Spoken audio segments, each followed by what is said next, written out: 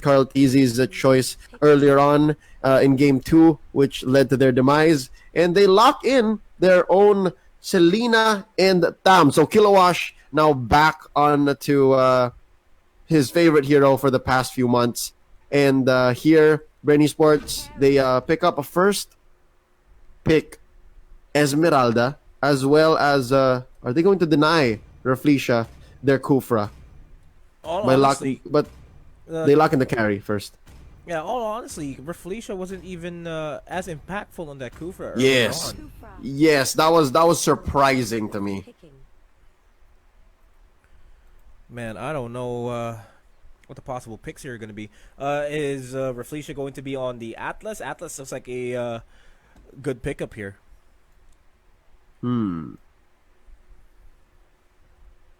Yep. They need a good hero for Raflesia. And no matter, did you notice? Kaja was nowhere to be found at all in our first 2 series. They don't care. Interesting. Well, Your team I don't think- is banning. yeah, I don't think Kaja would be a good composition with the way the Bren and the Sunsparks play, to be honest. I think it's just Kaja being a niche pick for these guys if ever they need an additional catch. But with Ling being banned out, I don't think a Kaja would be a good pick. I mean, typically you'd see a Kaja being picked up for Ling to answer the Ling, but Kaja just provides less of a Your team less is of a banning. impact in team fights because yeah, you can always catch one, but then would you rather catch one or catch potentially 5, right? Your Man, if there's something I learned in today's series, the Wombo combo, the Mobile Legends Christmas Dreamland situation of like your skills going in one at a time and like in the right order, it seems like a pipe dream, man. Like I would rather a lineup that is just, sound, even if your skills don't come in at the right time, because it's such a proven strategy of waiting for your opponents to use their ult and then time them out. That's so prevalent, especially in the pro scene. So with that being said, we're gonna go ahead and mull over their bans here. Lancelot taken out by Bren. Sunsparks taken out the Popol and Koopa, which was played very well by Lusty in game 2. They do not want the numbers game against them, and of course the amount of stuns that they could provide, especially plus the revelation of the Awe Mask, which I personally don't see very often.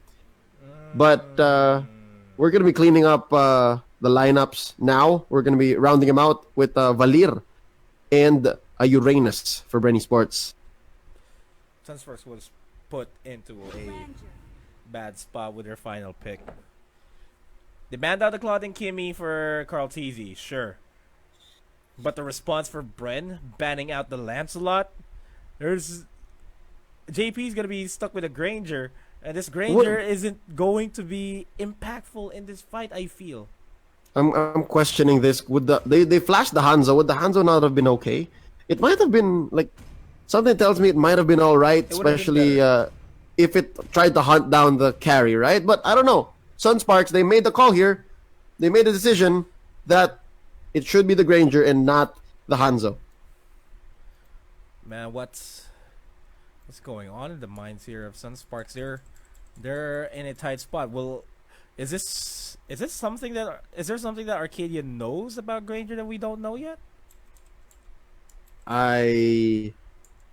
It's either that or they just don't trust completely the Hanzo all-in strategy, and they would rather play something from a previous meta that has proven to have fallen off in the 131 realm. But right here, it might just be the amount of burst damage that could really just take this lineup just all the way there. All right, so that is going to be the Granger with the Purify.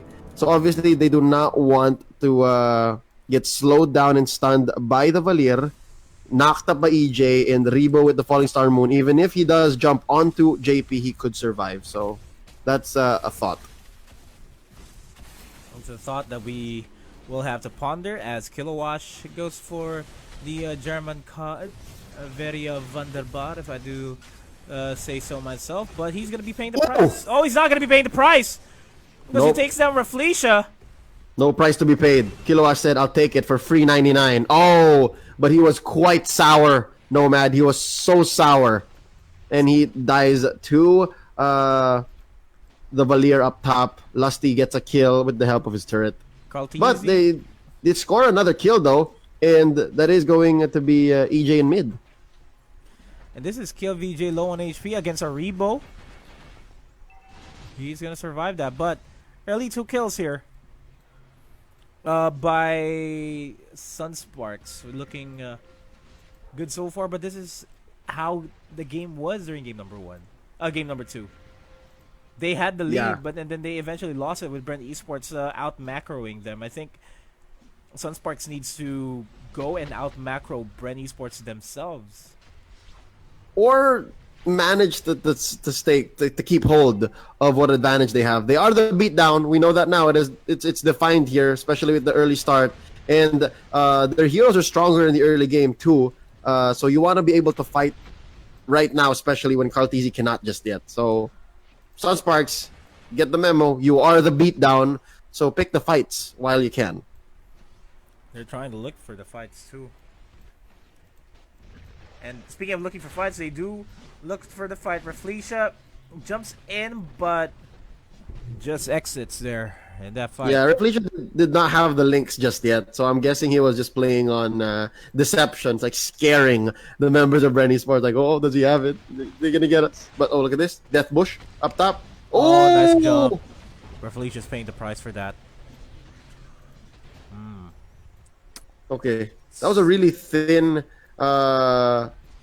presence from Sunsparks, meaning there were very few of them. No pun intended, but it was just Greed, Rafleisha, and JP, and they just tore through Rafleisha. Oh, KLVJ though gonna come in with the last sanity. Nice steal. Blowing up the orange buff, nice, but yeah, Rebo's gonna take it back. Oh wait, where'd it go? Disappeared.